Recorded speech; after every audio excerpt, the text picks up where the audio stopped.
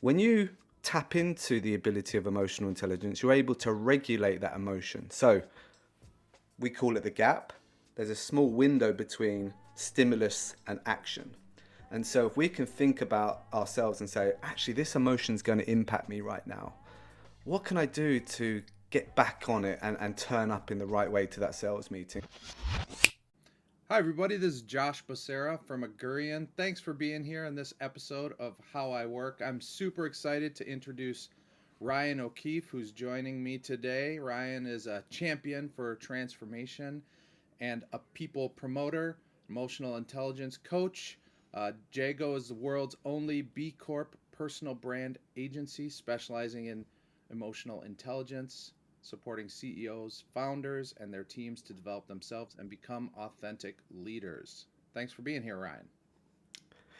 Yeah, thanks for having me, Josh. Really excited to be with you today. Awesome. I love your story as a co founder, Ryan. Can you just tell listeners a little bit about your background, where your passion for helping people build their personal brands kind of came from? Yeah, I'll try and give you the short version, Josh. Basically, I came from a fairly underprivileged background. And so I learned very early on how to navigate, troublesome times, should we say. But I went to a middle class school, so I was observing people from different backgrounds from as long as I can remember, and also understanding the differences those different types of people have, the different challenges they have. And what I realize is we all face challenges, no matter what class or background we come from. We all suffer at some point, and predominantly it's fear of being our true selves. And so I developed an ability to interact with many different people. I landed a job in sales for the UK's largest sales organization at the time, which was Yellow Pages, and went from the bottom, selling ads for 79 quid on the phone, telesales. And I ended up looking after the largest multi-million pound portfolio in that business. And someone once asked me, how have you done that? No one else has done that. And so, through my mumbled answers, they were like, wow, you've not once mentioned money. It was all about building trust with other people. And so since then, I've gone deep on this subject of emotional intelligence because that's the thing that's really saved my life. It's helped me become successful, both personally and professionally. And I see my role as the people promoter to help other people uh, increase their consciousness and awareness around their own emotional intelligence and how that can affect their well-being and performance. I absolutely love that. Like, the key to success wasn't about money, it was about trust, relationship building. I'm a big believer in relationships and kind of just relational leadership in general. So, anyway, I think it's a great story, and you've obviously been really successful. Um, why don't you talk a little bit about like the connections that you have made between emotional intelligence and trust and performance and well-being? Like what connects those things? Wow, it's a big question. I think the connecting point is, when, say for instance, you're in a sales environment and your job is to sell, but the truth is, before any sales are done, there's a relationship. And that relationship is built on a conversation. And that conversation usually is built on storytelling. So having the ability to firstly understand your own emotions, and how that could impact your actions, and how those actions can impact your interactions with other people. So it's the ability to be very aware of your own state at any point in time, and actually furthermore understanding how that can impact your interactions with other people. So let me give you an example, Yeah. a really crude, simple example. If you're going into a sales meeting and you've just had an argument with your partner, um, your natural default position at that point could be feeling quite angry or sad or frustrated. And if you don't recognize that before you step into that sales meeting, you're going to take that emotion into that meeting with you, which will impact your ability to build trust. Why? Because you're going to take that emotion, and that will affect and impact the interactions that you have. When you tap into the ability of emotional intelligence, you're able to regulate that emotion. So we call it the gap. There's a small window between stimulus and action. And so if we can think about ourselves and say, actually, this emotion is going to impact me right now, what can I do to get back on it and turn up in the right way to that sales meeting? I can say, I know I'm feeling angry, but I need to feel in a good position right now. I know I'm going to solve that argument later. We usually do. It's not. It's never nothing big. So let me just get Yeah, yeah. into the zone, and that then really sets you up to have more healthier interactions with more people, which ultimately determines the outcome of that relationship. And that is all about building trust. The other thing with emotional intelligence is it creates consistency. And consistency of behavior is something that people want when it comes to being trustworthy. We've all got a friend or an acquaintance that you never know which one of them's going to turn up, right? Is it going to be the moody one, the sad one, the happy one? And it's very Oh difficult. yeah. And even with brands, right? If brands talk and speak and communicate very differently, then that can be really jarring, and that can impact the level of trust you have with your audience. So consistency of behavior is critical in order to build trust with the people that you're speaking with and engaging with. Yeah, and I think that, like, as humans, as we've evolved over time, we've kind of got this really finely tuned ability to understand where another person's at when we're in that interaction with them. Like, something's off with this person today. Like, they don't have like a positive vibe going. Like, you can like feel that. So, Yeah. yeah, being able to like understand, okay, I can't walk into this sales presentation exuding this kind of negative vibe. I gotta like turn it on. I gotta like switch my mindset and make sure that I'm exuding a good vibe if I want this to go well. um, because I do think that, like, as humans, we kind of innately like are connected in that way. We kind of can perceive when something's going a little bit off with another person, don't you think? 100%, Josh. You know, a lot of people are picking up on the non-verbals. So how you walk into a sales meeting, you know, people can read how credible and believable you are by the way you deliver, right? And sometimes it, I've had off days where I've walked out of meetings, you know, more in my junior sales career, where I was thinking I really didn't represent myself well there. I know that I didn't give a good reflection of who Ryan really is, and so yeah, if you can understand what your best version looks like and be consistent around holding that, then you're going to have a much better chance of being successful with interacting with other people, not just in a sales meeting, but in all interactions, whether that's at home with your family, whether that's with your team. If you run a marketing company and you're trying to lead a team of various different characters and personality types, turning up consistently is something that will get you respect and trust. And that doesn't mean that everyone has to agree with you, or you have to be agreeable, or you have to, you know, show up differently, but it's, you know, being known for something. And that's when you know you've got a good personal brand, by the way, when, Yeah. you know, other people have a certain feeling that's common amongst many people about you. So it's Right. what people Well, let's think about you when transition. you're, yeah.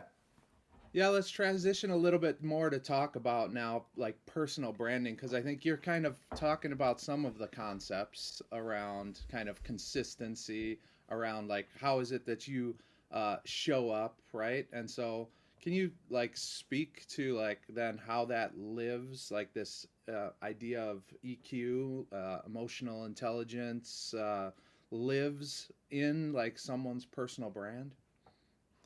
Yeah, look, if you haven't got EQ, then you could end up being a Jekyll and Hyde. And no one wants to be that Jekyll and Hyde. I actually wrote a Forbes article on this. Why EQ is critical for building a solid personal brand is because of the inconsistency of behavior that I alluded to earlier. And by the way, if the listeners out there at the moment that haven't actively built their personal brand, you've still got one. whether you like it or not. You've got a Yeah, personal brand within your exactly. business. You've got a personal brand with your friends and acquaintances. You just haven't scaled it yet, but you've got a personal brand and reputation, whether you like it or not right now. And so it's understanding how to impact that consciously. And what EQ does, it gives you the tools to manage your behavior, everyday behavior, not to Yeah, be someone else, not to try and, you know, augment who you really are, but actually stay true to yourself and say, actually, who is this? Is this just an emotion throwing me off guard? And therefore, if it is, that could damage your reputation and your personal brand, and not, and then, you know, impact the effectiveness of it. But if you've got EQ, yeah, it allows you to invest in that consistency of your behavior, and therefore, result in a credible, likable personal brand. yeah.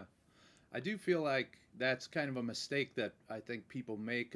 They go into this idea of like, all right, I'm gonna like create my personal brand, and then they like try to turn themselves like into an influencer, or like have this completely alter ego that shows up in like the social media that isn't like who they are. And um, so you're tell me a little bit more about maybe like for our listeners, mistakes that you think people are making, or what they need to do to kind of employ EQ in their day-to-day work.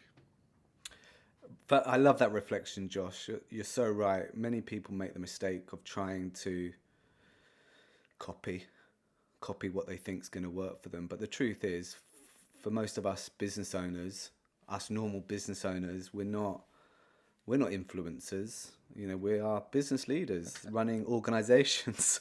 So, you know, Right. we need to forget about the influencers, because, you know, they make their money predominantly by doing their thing. But for us everyday folk who are running businesses, trying to grow our businesses, it's about being really true to who we are. You know, for me, Yeah. the online experience of who you are and the offline experience of who you are should marry up. It should feel Yeah. consistent, because there is a risk by showing one thing online and being another in real life. Let me give you real life examples. Sure. We've we've seen many people present themselves in a certain way through video content, but predominantly written content, and you could get a personality that's writing certain things.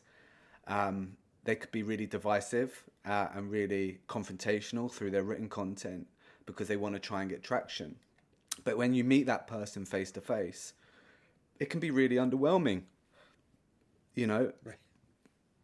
the two might be very, very different. And you're like, wow, you feel very different to the way you show up online or on LinkedIn, for example. So, you know, that again, that consistency is key. And EQ doesn't just impact our behaviors in the physical form, it can impact us in how we write content, how we respond to people's comments.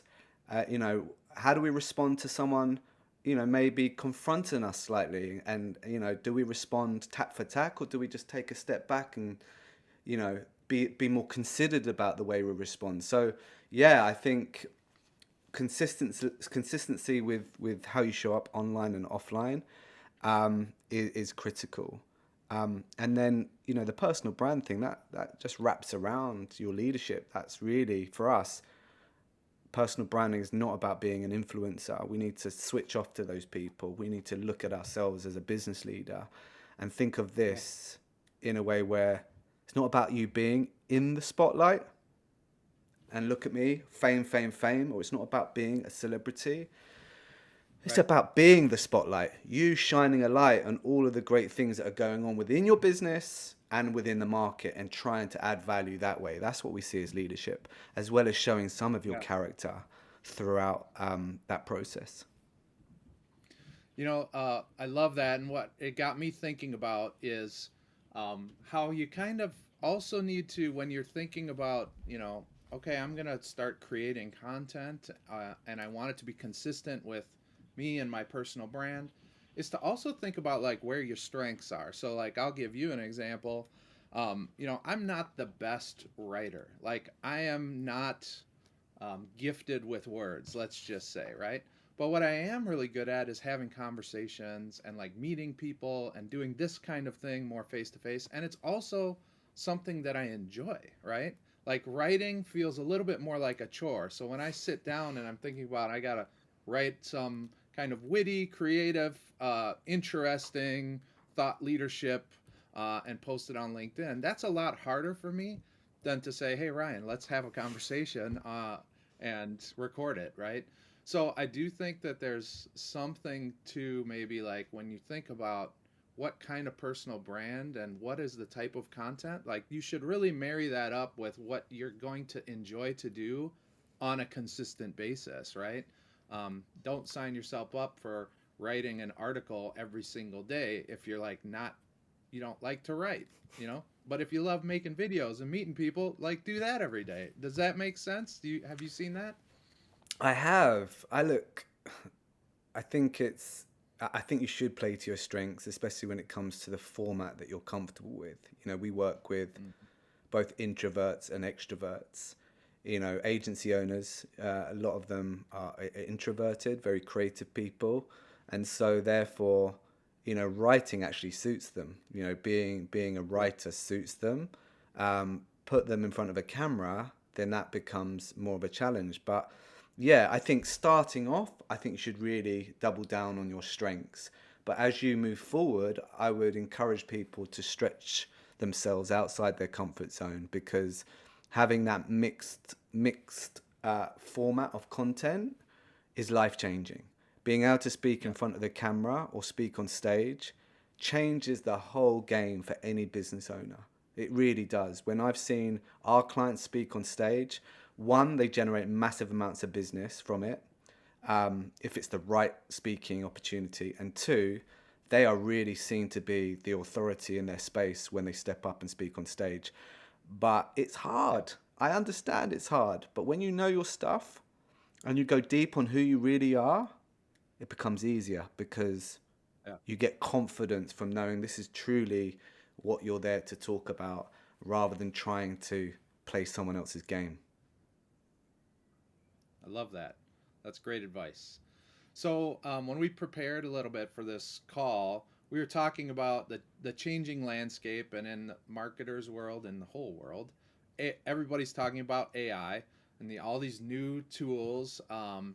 And so I'm curious, and I know that nobody's an expert at this. Like it's all very new, and we're all just kind of in research mode, trying to figure out like how is this really going to impact. But do you have any thoughts like on how EQ and like personal branding is going to look and change in the future when like people can get, you're talking about be true to yourself and consistency, and like if I have AI writing a bunch of content for me, how true is that? Uh, how true am I being to myself? So anyway, like have you, I know you've been looking at these tools, so just any thoughts at all about, you know, AI and how this might impact your work? Yeah, I mean, look, it's already impacting our work. It's impacting our Oh, work in a positive way. Actually, we're using chat to search for information for us, to gather some of that research stuff that we would usually use a human being for. So, I think it's already impacting us. Where the challenges are with AI, when it comes to personal brand and storytelling, is it misses the personal anecdotes. It can write great content, it can write structured content, technical content, but obviously it's going to find it difficult to write your own personal stories for you if it doesn't live that life that you're living. And so right, therefore exactly. I think that's the opportunity for people building their personal brand, over and above the ones that are using AI to build their personal brand, i.e., write content. Eventually, people will start to see through the stuff that lacks that personality. Um, Hmm. but also, that's not to say that AI is not going to be able to learn emotion. And I had this conversation earlier around, will AI learn emotion? I think it already does, but it's probably quite one-dimensional. With emotional intelligence, Yeah. it's very dynamic and reactive. And so, I can train AI to be empathetic, but being empathetic, sad, joyous, happy, all in uh, one scenario or one conversation. I don't think it's there yet, but who knows? It might be there in the Yep. future. But what I think, Yeah. but what I think AI has done right now is it's really scared people that are doing functional things. And I think the value in soft skills, especially stuff like emotional intelligence when it comes to humans and behavior, mainly in sales and marketing and relationship building, I think are going to be more valuable than ever. So, yeah, what we do, I think, is becoming more valuable when we invest Yeah. in EQ. The other thing, Josh, is, AI can write better than some people writing their own content at the moment, because some people writing content sound like robots. So Right. it's going to sharpen them up anyway. And Yeah. for those who lack EQ, it's going to sharpen them up if they understand a little bit more about how to speak emotionally. So I think, if you're at either end of the scale, then you've got to sharpen up your abilities in business, full stop. Yeah. What's got me curious thinking about AI in this conversation we're having today is, we started with like, okay, you need to be able to kind of self-regulate and understand the emotions that you're feeling, and then like change, your mindset so that you can like show up in the very best way. So like thinking about how robots might actually be able to learn that. So like I get what you're saying where like you could teach a robot empathy, but like having them or to be angry, but having them understand that like I am I'm feeling angry and I should like moderate my behavior and move it towards empathy is going to be like I don't know. That's going to be really a moment when we start seeing that kind of stuff. It is, and it's already happening. Like facial expressions, picking up on subtle cues with facial expressions. I think the Yeah. new Meta Quest Professional. I can't remember what the name was for it, but I think what it does is it can show your face in the metaverse and show those emotions as well, because it's showing sensors. So if Yeah. that's starting to learn how emotions look physically, then yeah, it's an interesting space. But there are more than just five or six emotions, and typically when we program things, we're thinking about the emotions that our children might think, which is happy, sad, joyous, angry. But actually, there's over Right. 3,000 different emotions, and that's one of the keys to emotional intelligence, is understanding how to extend your descriptions of emotions, because quite often we only label them based on what emotions we know. And that's the problem, because we're not always feeling frustrated. There are layers to those emotions, but when you expand your vocabulary on those emotions, you're able to label them appropriately and then act. So it Yeah. guides your thinking and behavior. Yeah, going forward. I love that. Yeah. Ryan, this has been an amazing conversation. I really appreciate your time. I do know that you have been featured in a number of books. Why don't you tell the listeners a little bit about those two books, and then we'll wrap it up here. Sure. So the first one is for all of the agency owners that might be listening. It's a book called Agency Nomics. It's about helping you scale your business beyond to the first 5 million. And Yep. we are featured under the personal branding section. It's a really good practical guide on how to scale your agency. And the second book is B2B social selling strategy. So for those that are trying to sell more using social, actually there's a feature section in there for personal branding that we collaborated on. So take a look at those. The authors for that was Julia Anderton, and this is my friends Spencer Gallagher and Peter Hall, who run Agency Nomics, and both can be found on Amazon or other Awesome. bookstores. Well, Ryan, I really appreciate your time. This has been a fascinating conversation, and that's going to do it for this episode of How I Work. Thanks so much. Thanks, Josh.